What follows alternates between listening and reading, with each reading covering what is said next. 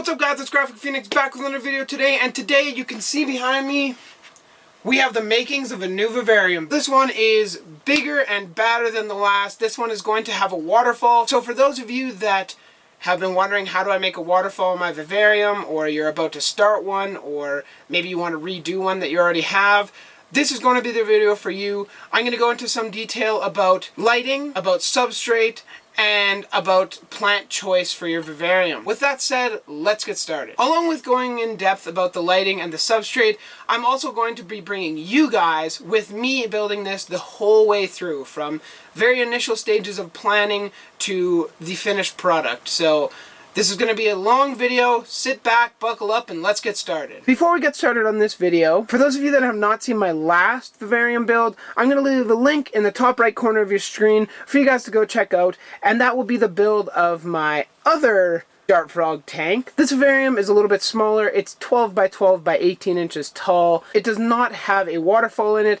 It is housing 4 currently Epidobates anthonii Santa Isabellas, and that is also what's going to be moving into this tank. So like I said, if you guys haven't seen that video, please go check it out. It goes through the same amount of detail as this one will go through. This one will just have a waterfall. So go check that out and let's get into it. Alrighty, I hope you guys went and checked out that video. Right here we have all the makings for a vivarium. For those of you that are very beginners in this hobby, I wanted to go through a list of things that you're going to need before you start doing your vivarium build. The first and number one thing you're going to need before making your vivarium is a tank. Now there's a bunch of different choices out there. You can pick just a standard 10 or 15 or 20 gallon aquarium. You can build your own if you really like. You could use Zoom Ed. I personally don't like how they only have the one door that opens. Some people like that, but I personally don't. I feel that when you're working with fast-moving creatures like dart frogs or day geckos or geckos in general, it's generally easier to have the 2-door setup that the Exoterras have, because you can leave one closed and leave one open. With that being said, this tank that I have in front of me is secondhand. It is painted black. I did not do that myself. Kind of like the way it looks. I'm going to keep it that way. A few other reasons why I like the Exoterras is simply because they look very well put together. They're pretty slick. They look more appealing to the eye than a standard like 10 or 20 gallon just converted vertically. I personally don't love those. We don't really have any companies in Canada that make vert kits that I know of. So them being A, not my favorite, and B, not all that readily available, leads me to what you see in front of you. So once you have your tank ready to go, whether it's a Exoterra Zoom Ed or 10 gallon kit, whatever you want to call it, there's going to be a few things that you're going to need. First off, you're going to need to make a base for the tank, so we'll start with the ingredients to make that. Now in front of you, you see black PVC. This black PVC has notches cut in the bottom, so water can move through them rather than falling from the substrate and getting stagnant and gross and disgusting. It moves freely through the system. The other reason for having the PVC tubing is for support of the structure.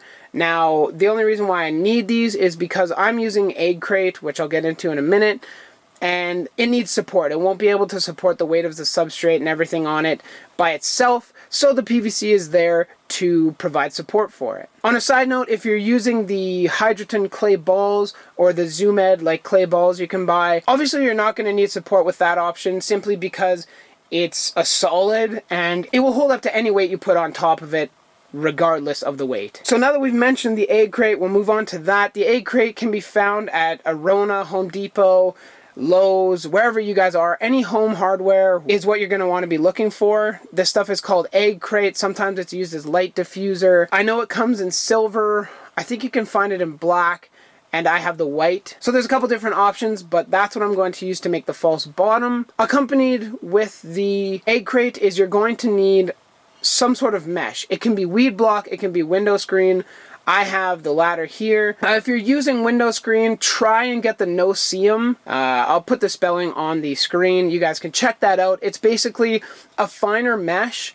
Unfortunately, I didn't buy that, so I'm going to have to use a couple layers of the window screen to prevent the dust and debris from falling from the soil into the water portion of this tank. So keep that in mind when you're picking through your stuff. Weed blocker is what I'd recommend, but I just have the window screen, so that's what I'm going to use. Now from there, the next most important thing, obviously you've made a base for the soil, is the soil. I'm experimenting. Zoo Med has just come out with a new product called Zoo Med ReptiSoil, and it says that it's supposed to grow plants really well. There's carbon in it. It's supposed to be very well draining. It retains humidity fairly well. I might end up modifying it a little bit. I haven't decided quite yet, so stay tuned for that and I'll let you guys know exactly what I do. It's a blend of peat moss, soil, sand, and carbon. So I'm going to be experimenting. If you guys don't want to mess around with the substrate, I'll be going into more detail in a second here. So now that you have the substrate of choice, now you're going to want to be focusing on the background and sealing the background and adding coconut coir or the coconut mix to the background. In front of you I have a caulking gun, GE Silicone 1, make sure it's number 1, and the Aquascape Pond Foam. This is what I have local to me. It's actually where I work has this stuff. It's not really that cheap, but it's black, so even if you miss a spot in the end, you're not going to be suffering too bad just because you don't see it as much. Of course, you can get the yellow stuff. The yellow expanding foam works totally fine. Now, the reason we want to be using GE Silicone 1 is simply because GE Silicone 2 has mold and mildew inhibitors, and if you go online, there's a lot of debate as to which one is better or worse. Me personally, I've been using GE Silicone 2. I mean, I haven't really found anything super wrong with my frogs. They seem to be growing and doing well. I'm not going to risk it anymore. I'm just going to be using GE Silicone 1, so take that advice for what you will. There's also a couple things that I'm missing. You're going to need some preferably sharp knives and serrated as well, just because it helps cut through the foam when you come down to it. To go with the background portion, I do have a Aquascape pump as well. It's a water pump. It's going to be the feed for the waterfall, obviously. Look for a high quality pump. If you cheap out on the pump, honestly, you're just cheaping out on your setup and it will not run to the best of its ability. This pump's fairly reliable. It's used in like fountains and things everywhere. We sell it at work. It doesn't seem to have too many problems, so I picked one of those 90 gallon per hour pumps up. So now the fun part. Now is the part where you can start looking for your driftwood, your cork bark, whatever you want to put into the tank. I have a couple pieces here that aren't necessarily the ones that I'm going to be using in the tank, but are some that I have lying around. You can go as nuts as you want or as little as you want on this. I do recommend having some cork and some driftwood in a tank, simply because to me it looks really nice. Obviously you don't have to though. Regardless of how much you end up putting in your tank, I encourage you to take your time and look for very nice pieces at your local fish stores. Shop around. Don't just buy whatever you see. Make sure you kind of like it and it has some potential for whatever build you're going to be doing. Obviously, you don't want to just waste money on driftwood and cork bark, because I know in Canada it's very expensive, and in the States I assume it's a little cheaper. Still, make sure you find that piece that you like and are ready to put in your vivarium. Find one that intrigues you. Find one that it sparks some creativity in your brain and you say, oh wow, I could do this or this with this piece of driftwood. When that strikes, that's how you know, okay, you're starting to put things together in your mind and you can see it coming together. That's how you know what driftwood or cork bark to pick out. There are a couple other miscellaneous things you can kind of throw in the tank. As you see, I do have a net pot here. This can be useful for some orchids if you're looking to put some orchids in the tank. Also for just general planting, you can foam these into the background and they make a nice plant potter for whatever plants you're going to be putting in the tank. Keep that in mind when you're doing the build as well. I just have this one lying around. Whether or not I use it is a different question, but it's here. Another thing I strongly recommend is having some pill bottles, whether they're white, clear, plastic, black, whatever. Have some pill containers in the tank just for your dart frogs to lay their eggs in, especially Ranitomea and Ufega. The Dendrobates typically will lay in the ground, like on a petri dish or somewhere provided for them. Something else you're going to need is lighting. Now here I have a Finix LED 24/7 Planted Plus LED fixture from Finix. As I said, this is just my light of choice. I have no idea how well it's going to grow plants, but I've used Finix LED for all my other tanks, and they are all doing very well, so I trust that this will live up to the hype and grow the plants well. Of course, when choosing light, you need to consider how much light the plants that you're putting in there are going to need. If you don't know much about plants, it's time you start reading up and figuring out how much light the plants that you need. Some orchids don't like having super high light. A lot of orchids that go in tanks, especially dart frog tanks, don't need super high light, whereas some of the other plants like high light. So keep that in mind when doing your build. It will come in handy, and you won't be spending money on pointless stuff like fixtures and bulbs and stuff, and then recognizing, oh shoot, I don't actually need them. So now that we've covered everything that you're going to need for your vivarium, lighting and substrate tend to be a trickier subject when it comes to vivariums. So I will make two separate videos. I'll leave a link here and a link over here for you guys to go click and check out more information on the lighting and the substrate. These two videos will basically give you a much greater understanding of both the lighting and the substrate.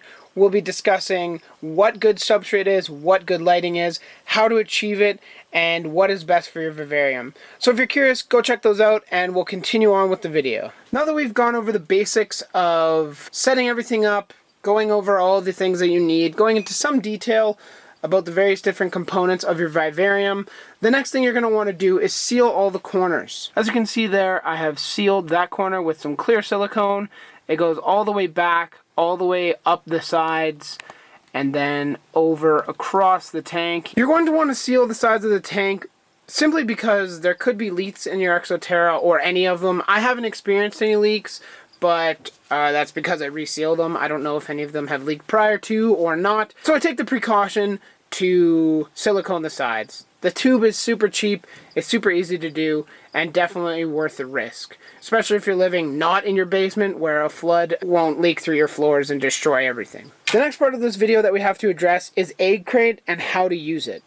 So with my build, I'm not going to go through everything, like I'm not going to show you all that goes into building one. Essentially what I'm going to do is give you the basics, show you how to cut it, show you how to attach the weed block, what my build looks like, and how it was built. Now just to address a couple things, for those of you doing waterfalls, which I assume most of you are if you're watching this video, you will need to build a chamber large enough for your arm to be able to reach down, or for you to be able to pull the pump up. Keep that in mind. I've made the mistake so many times where it's only like a 2-inch gap and it fits the pump, but nowhere close to fitting my arm. Definitely make sure to keep that in mind while you're building it. Something else to keep in mind would be maybe have your cork and driftwood planned out, at least whatever's going to be sitting on the base, simply so you can add more support to certain areas, as well as building it to how you're going to want the final product to look like. Here we are at my workbench, otherwise known as my bed, and I'm going to show you what you're going to need and how to cut your egg crates. There's only two things you're going to need for this. Some of you might have some more creative ideas. What I like to do is have a simple pair of wire cutters. You can also use scissors if you really wanted, and a chisel. I don't have the chisel in here because I'm going to be doing that part outside. This part is messy, that part's even worse. So ideally do the cutting outside if you can. But essentially what you're going to want to do is just hold it, and you can just break it. And now, because it was off to the one end, you see it made a cut. You can just cut the other end, and you got a chunk out. You can just keep going through, and they typically launch with the wire cutters, so keep that in mind. That's why I say do it outside. It's actually super easy. Maybe just one more cut here. Now, I would simply recommend having some eye protection because this can hurt you if it hits your eye. So remember to keep that in mind. I'm not going to show you how to use the chisel, but essentially what I do is just ram it up against the side and make it flat. It cuts off these little hinges. You can also make it a little bit better with the wire cutters, but the chisel seems to work very well. You just drag it down the side and it just chips all these little things off and makes it nice and smooth. As you can tell, I didn't use it on any sides of here. I hope this helps some people kind of get their bearings with this stuff. It's super easy. So I'm going to start cutting this out and working on the tank. First, what I'm going to do is build a chamber for the water pump simply because it needs to be done, and that is the easiest part. You just make a box. An important part for a healthy vivarium is actually air circulation. Now, a lot of people don't think of this for their first builds, but speaking from experience, it can make a huge difference on both the quality of your plants as well as the overall health of your vivarium. So what you're going to need to make this is basically corrugated plastic, or I call it H-core plastic. It's corrugated board. You can see it there. This is just a small sheet of it. Typically, you can find it at your local Home Depot or Rona or whatever you have, home hardware store, for quite cheap, as well as you get a lot of it. So you can get 4x2 sheets. You can also get like 10x4 sheets or 12x4 sheets, something like that. That's basically what this is. It's just cut out. And now the whole thing doesn't fit on frame, but you can see there, this has been used before. Something else you're going to need, obviously a tape measure. You want to make sure everything's accurate. You're going to want the tape basically just to hold the shape together while the silicone, which is here, is doing its job, and it's not going to fall apart on you. With that being said, you're going to want some silicone simply because this is the stuff that will basically hold the whole chamber together in a square or rectangular pattern, so you don't have to tape it or anything like that. It's nice, slick, and it works. This fan here is an AC infinity fan. These are the specs. So those are the specs of the fan. You can see it. It is actually a USB powered fan and has speed settings. So this was found on Amazon in Canada. I know there's several versions in America. If I remember, I'll throw some links in the description, but no guarantees. Just basically look USB powered fan and this will come up, especially if you're in Canada. If you're in the States, a different brand, but they work just as well. So this is a 3.1 inch fan. It will do the job. The minimum I do is be about 80 millimeters. Before we actually get started here, I forgot to mention that the PVC corrugated board can basically be cut by anything, whether it's a knife, an X-Acto blade like I have here, or anything really. Basically, these work great, the razor blades work great, the X-Actos work great, and scissors work as well. So now that we got all of our tools together, I'm going to build the chamber, and I'll be right back and basically explain how I did it. I'm not going to film me building it simply because it's pretty easy. I mean, basically all you're doing is making a rectangle with an inlet and an outlet. And there we have it. The egg crate skeleton is done. It is finished, and it took me quite some time. Mostly because I'm a perfectionist and I can't have any broken edges, so I gotta sand them all down. But you certainly do not have to do that. This is just kind of an overview of what we're looking at. That's obviously where the waterfall will be. It will come out a spout around there in cork bark, then it'll turn and come down and meet the pond, which is just right there. So I think this is going to turn out really cool. I will go ahead and explain exactly how I did it. Basically what I did was just measured out the amount that I'm going to need and how many squares the length of everything is going to be. And from there I went about and cut it with wire cutters and then zip tied it all together. You can see there's some there, one there, and then one at the bottom.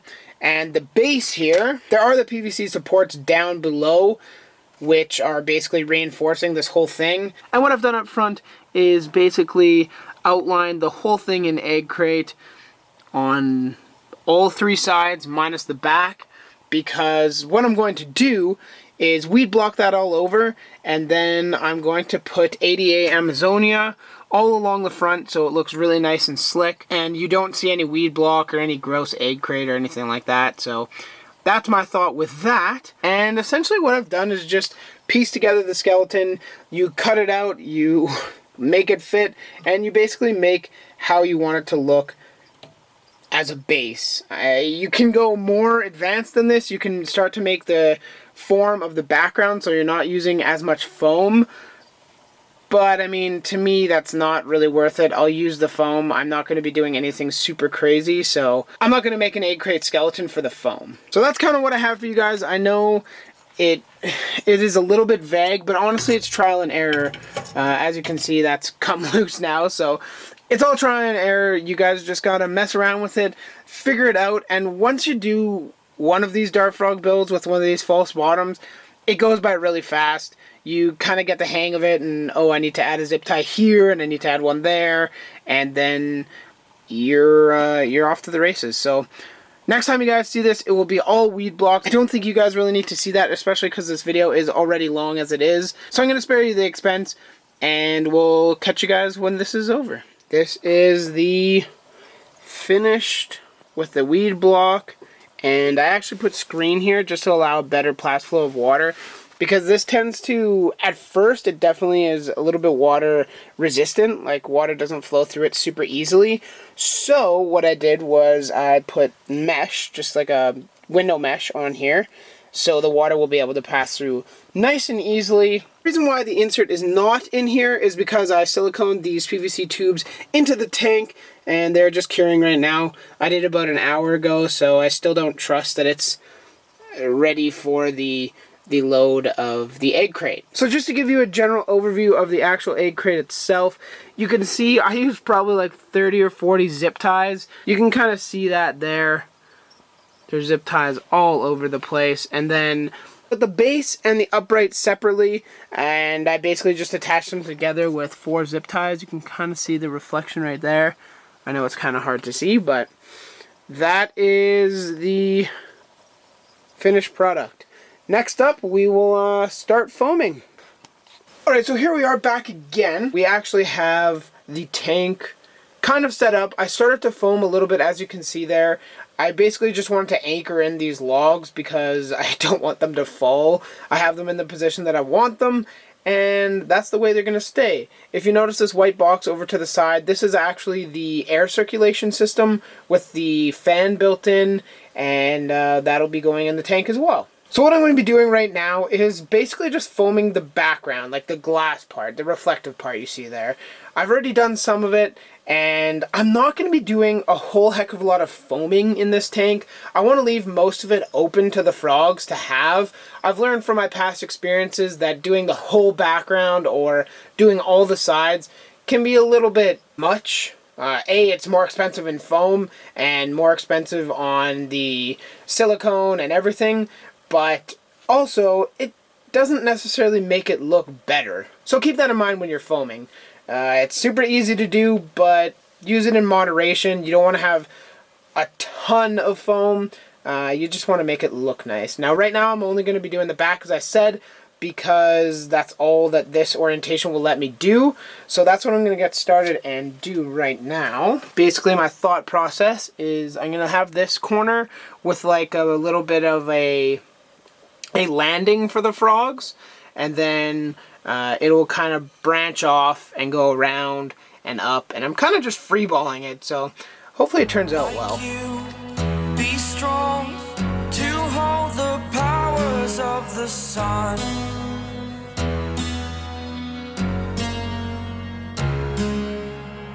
To dream, believe in strength. Now I'm the only one. Only one.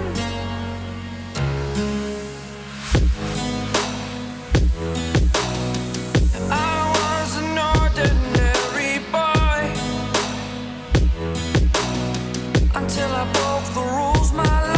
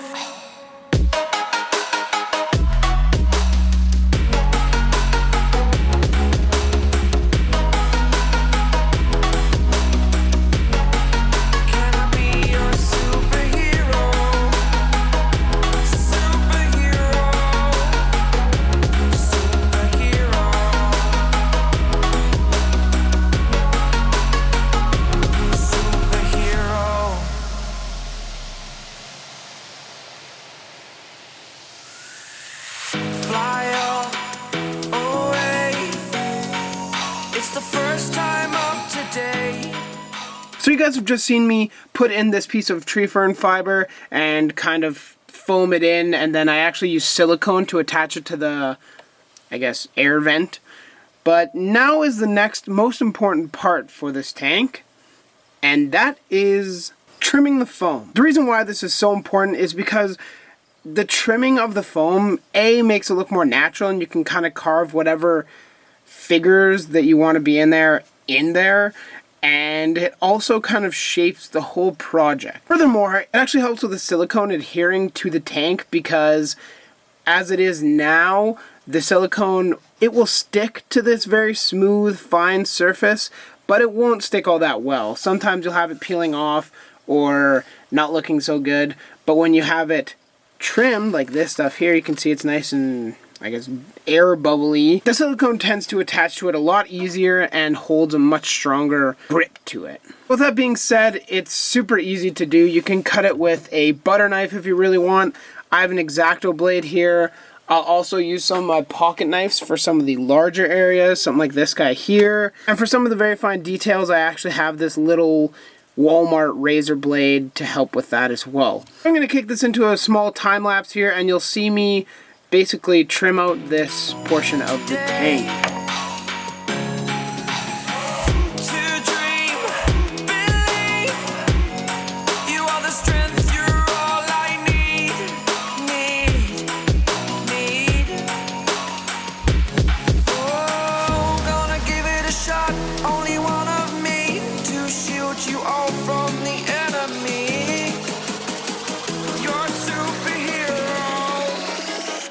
Superhero.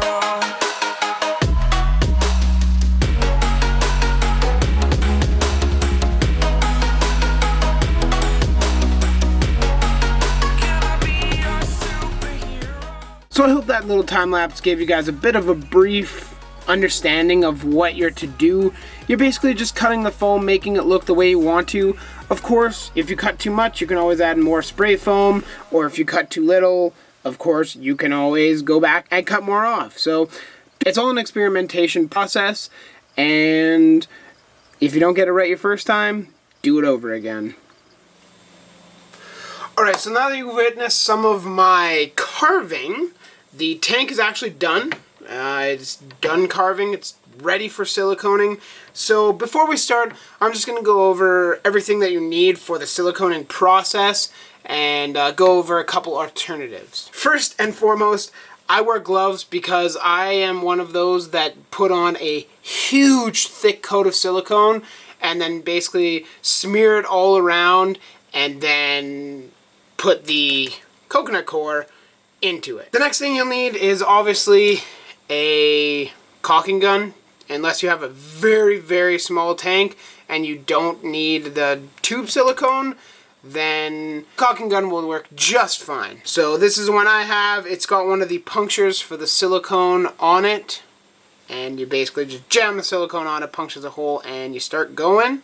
Next, I talked about this briefly before. This is the silicone that I'll be using. This is almond color, so it's kind of a, I guess, off-white. It's very light brown, you could call it. And this is the GE Silicone 1. You got to make sure it's the Silicone 1 because Silicone 2 has a mold inhibitor in it and it tends to mess with frog's viability. Now, I've used it on my other tanks, the Silicone 2, and they have been producing. Honestly, just go with the Silicone 1. Just play safe rather than sorry. Now, you're going to need, for my style of doing it, you're going to need a lot of these, especially for a large tank like this. I'll probably go through 2 or 3 tubs of silicone, and that's a lot. Keep that in mind when you're starting.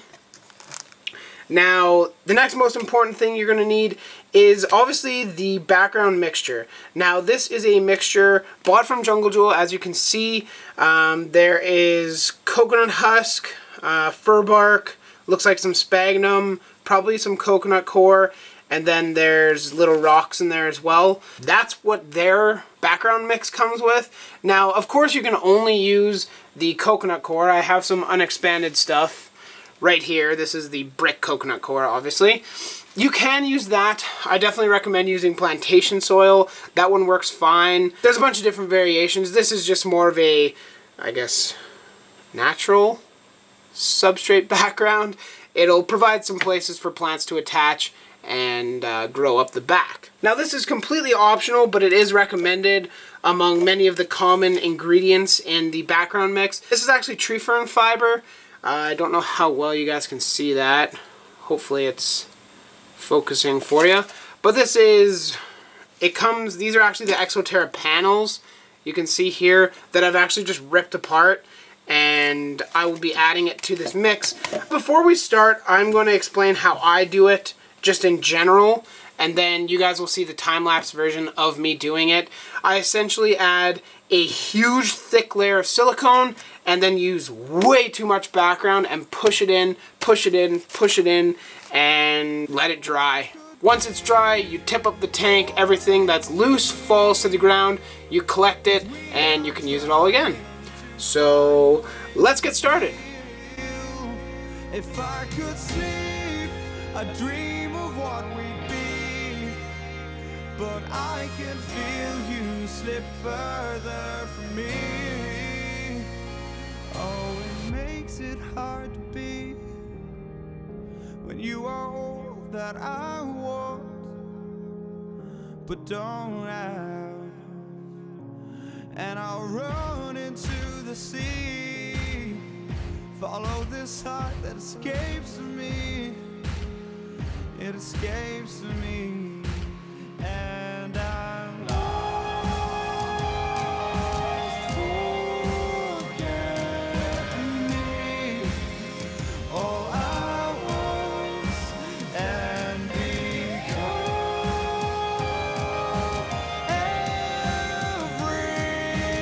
everything.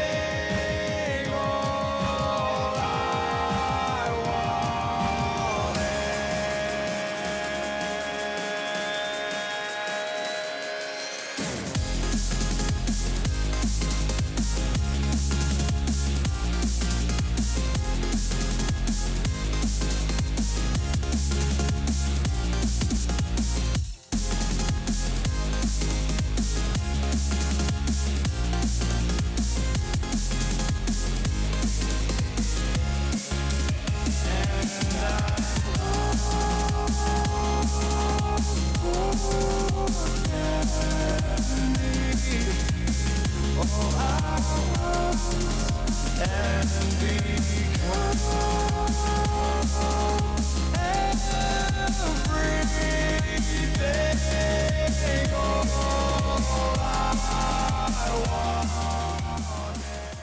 Alright you guys, so there's been a change of plans. Now, I've been working at this waterfall for probably like, I don't know, 15 days, something like that. And I mean, every time I add more silicone I have to wait a day, but as you can see there's actually two spots where it's dripping. There's one in the back there, there's one right here.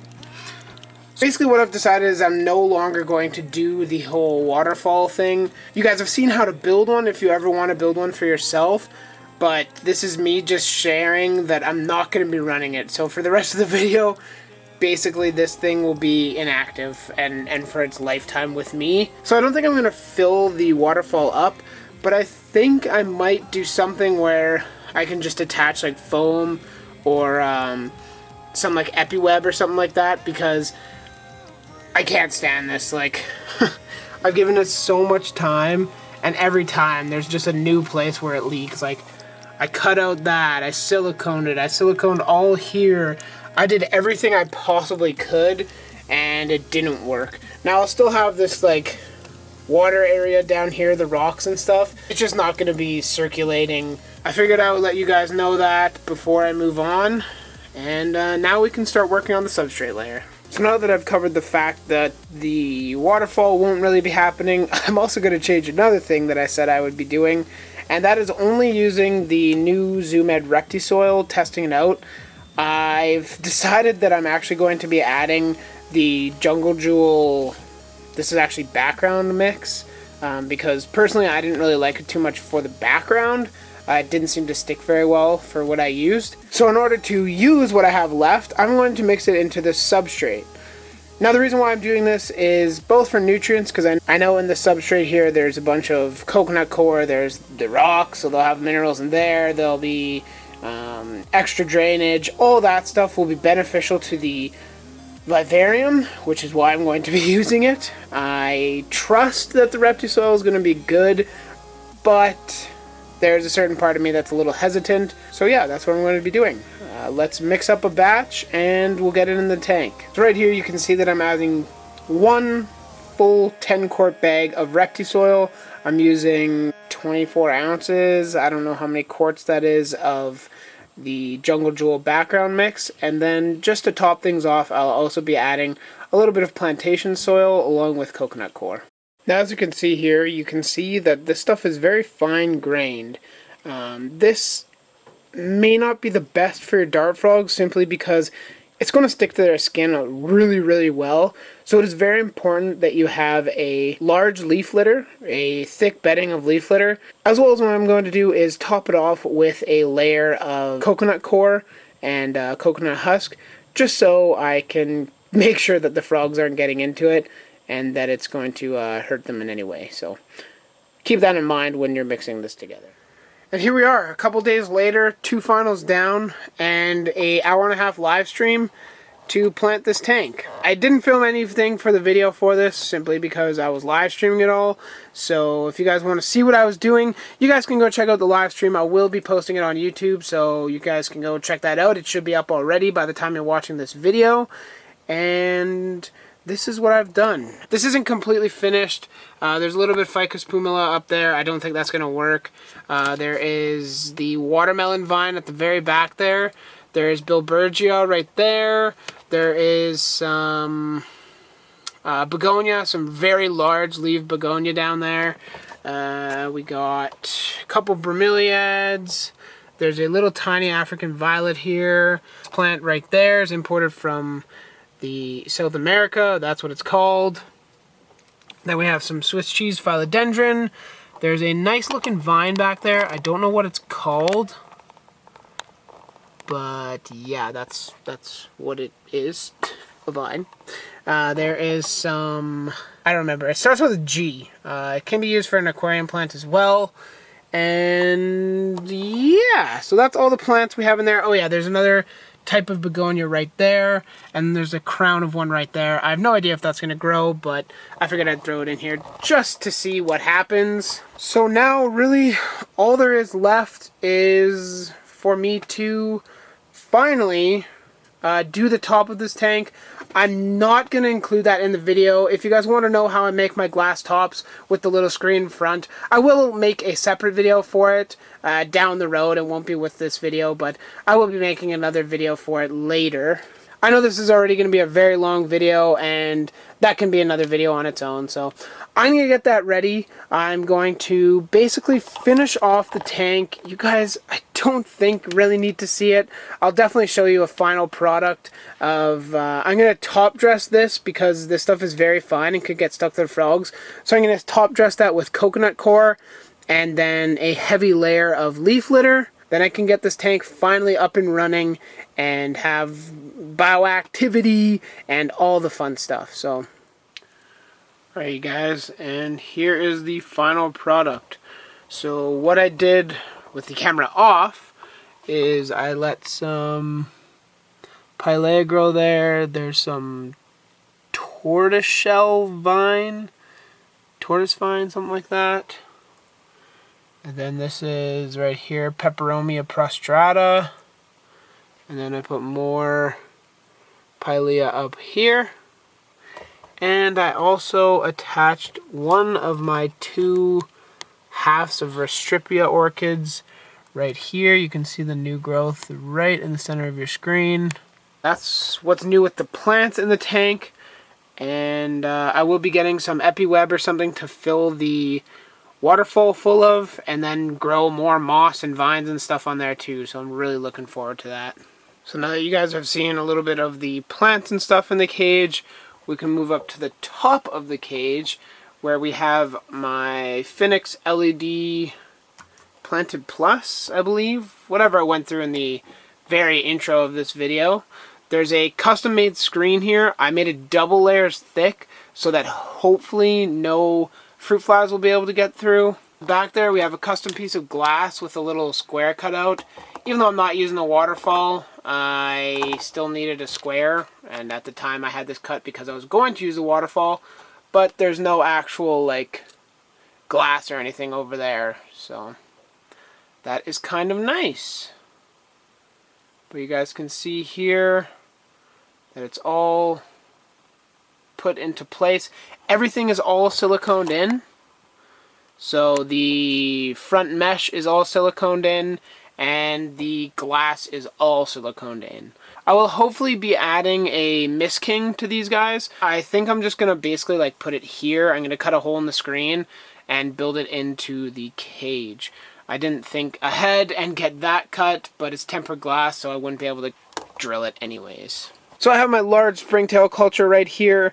This is kind of what I've been seeding all the new cultures that I've been making with, as well as what I'm going to be seeding this tank with. So, that being said, springtails are there. And basically what I'm just going to do, I'm just going to pick up a few pieces of charcoal and place them kind of randomly all over the place here. Because these charcoal have a bunch of babies, a bunch of adults. Put another one over here. This is just me basically seeding the tank. Not using a ton, but I'm letting them kind of hop off and get where they need to go. So it's going to be a couple weeks until I add the frogs into here, I'm thinking. So these guys will have a little bit of time to reproduce and start nomsing the mold in the tank. They will kind of stay on the charcoal for a little bit there, but they'll slowly start to migrate off and go eat some new foreign delicious molds and growths and whatnot in the tank. Now what's the next most important part of a bioactive vivarium? That is isopods. You guys got it right. Good job. So this culture here is my dwarf brown isopods. They have been breeding like mad over the last little while, so I'm definitely excited to throw some in here and watch them start a new life. Man, it sounds like I'm like sending them to college or some crazy stuff. I think these are the dwarf browns. Yep. Of course, as I say, they're breeding like mad. There's none anywhere. Flip this up.